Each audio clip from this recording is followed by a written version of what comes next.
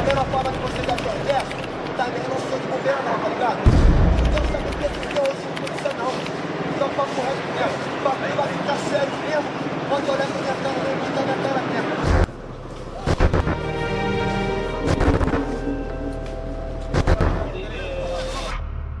Oi gente, bem-vindos de novo ao meu canal, meu nome é Natália Besbete. Bom, hoje vamos falar de um dos casos mais conhecidos no Brasil, que é do ônibus 174.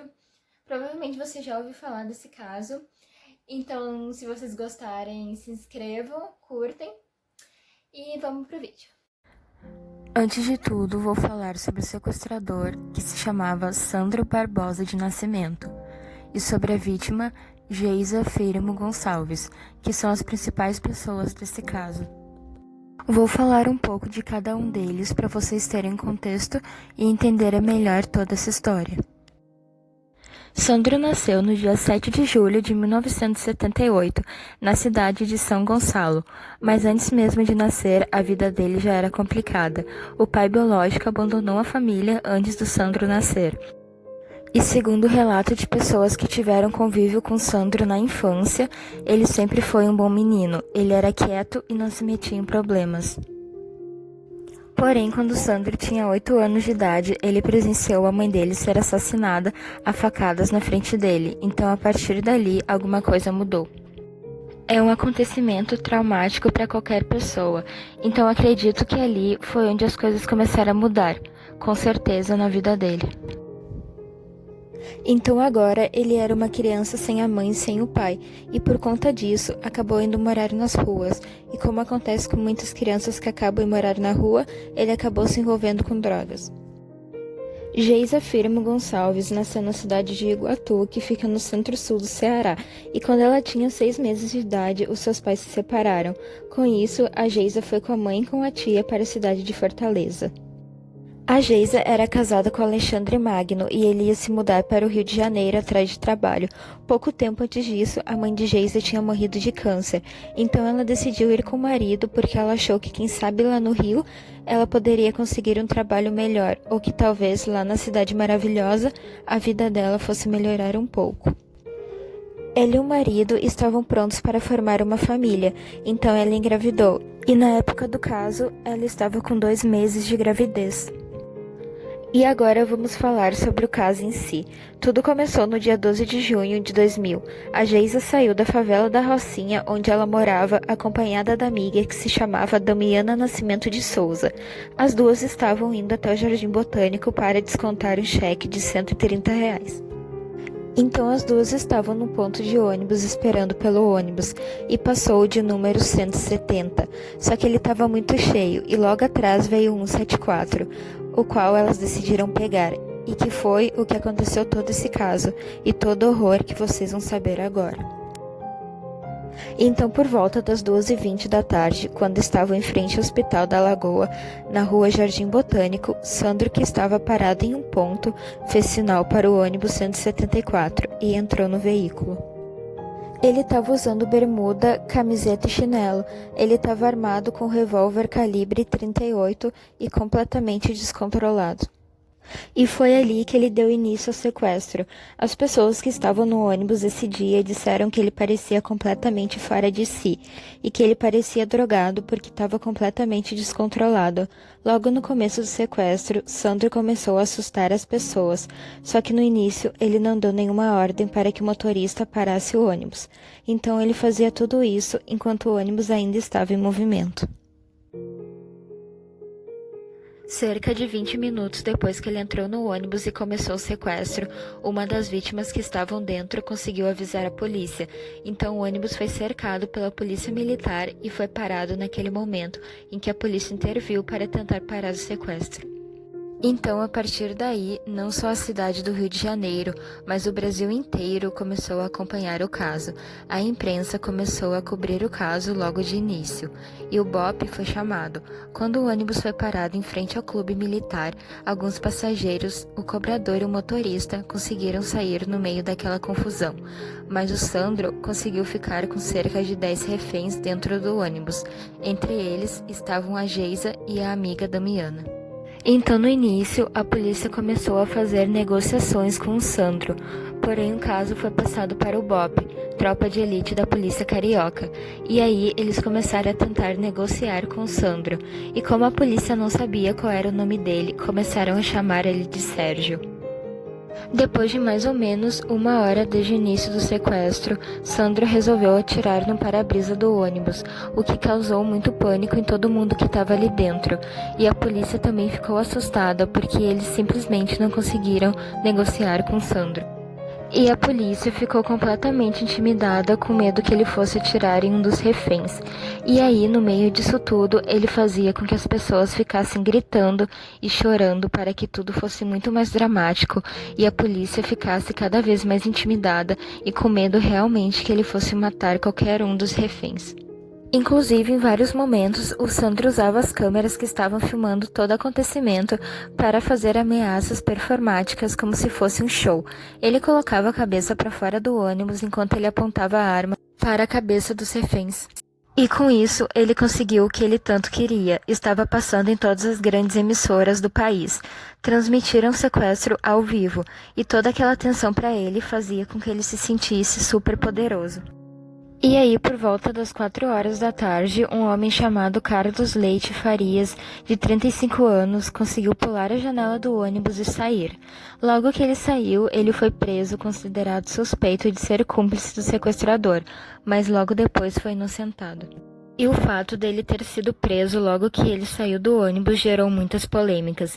Ele estava usando um relógio no pulso e ele estava com o relógio da filha dele no bolso, o qual ele estava levando para consertar naquele dia. Então, para a polícia, isso configurava suspeito e acabou sendo preso na hora, e aí anos depois ele até ganhou uma ação na justiça por danos morais. Em um momento depois, Sandro começou a pedir para as vítimas escreverem frases no vidro. Já que ele não sabe escrever, ele mandava elas escreverem coisas para a polícia. Então, uma das reféns, a Janaína Lopes Neves, escreveu as seguintes frases: "Ele vai matar geral às 6 horas da tarde." E a outra frase era: "Ele tem pacto com o diabo." Com isso, as pessoas já esperavam que o pior fosse acontecer. E aí, por volta das 5h20 da tarde, a Damiana começou a passar mal. Ela já tinha tido 2 AVCs e naquele dia teve o terceiro. Esse trauma que ela sofreu no sequestro foi tão grande para ela que ela ficou 4 anos sem conseguir falar. Então, às vezes, ela se comunicava através de gestos, bilhetes e também com a ajuda da filha. Então, o sequestrador começou a dizer que a partir das 6 horas ele ia matar todo mundo que estava dentro do ônibus e que a última bala era dele porque ele não sairia vivo dali. Durante todo o sequestro, a polícia tentou negociar com Sandro, mas ele fazia pedidos que era impossível que a polícia conseguisse realizar. Para vocês terem noção, ele pediu 2 granadas, 2 pistolas, um carro e R$1.000. E quando ele percebeu que ele não estava conseguindo o que queria, ele começou a simular um assassinato. Ele deu um tiro no chão do ônibus e mandou uma das vítimas ficar deitada no chão para parecer que ele tinha atirado em uma delas. Inclusive, as vítimas que sobreviveram contaram que ele mudava de plano toda hora. Ele tinha uma ideia, ele falava alguma coisa e depois já falava outra, completamente instável. Quando o relógio bateu 6 horas da tarde, todas as vítimas começaram a entrar em pânico, porque era o horário que ele estipulou desde o início que a partir dali ele ia matar todo mundo. Mas ele não fez nada, ele continuou lá tentando negociar até às 6h40 e decidiu liberar mais um refém, que era um homem que usava muletas. Ele estava usando o Geisa como escudo, então a partir daí as coisas pioraram completamente. Enquanto ele segurava a Geisa, ele puxava seus cabelos, colocava o revólver na sua cara e dizia que essa seria a última chance de negociar. Nesse momento, um soldado do BOPE chamado Marcelo Oliveira dos Santos tentou se aproximar discretamente do ônibus sem que o Sandro percebesse, mas ele estava fazendo o Geisa de escudo durante isso, lembrando que ela estava grávida de 2 meses. Sandro começou a sair do veículo com ela bem lentamente. E aí foi quando o soldado Marcelo tentou salvar a vida da garota, mas a situação não saiu como planejado. Ele tentou atirar em Sandro para matá-lo, mas acabou errando o tiro e acertando de raspão o queixo da Geisa. Foi exatamente nessa hora que o Sandro caiu com a Geisa no chão e a acertou com 3 tiros. Então, após esse tiro, todas as pessoas que estavam ali no local junto com a imprensa começaram a correr para perto de Sandro para ver o que tinha acontecido, e até então todo mundo achava que ele havia recebido aqueles tiros. Mas na verdade não, ele que tinha tirado na Geisa.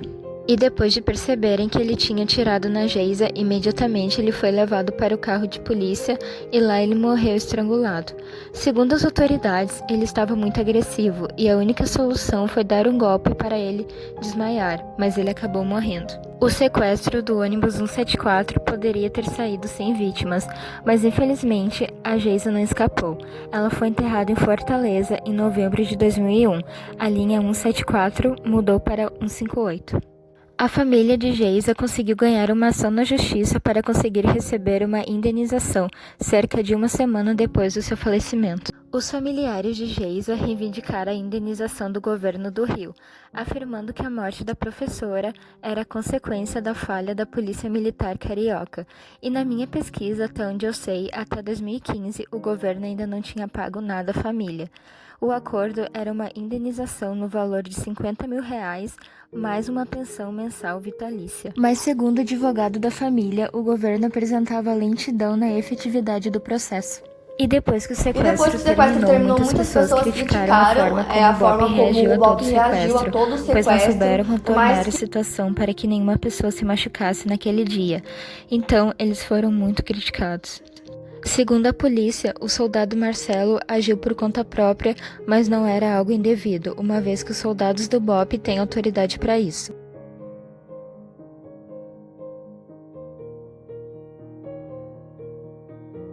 O crime fez com que as autoridades brasileiras ficassem alertas sobre as técnicas usadas em casos como esse.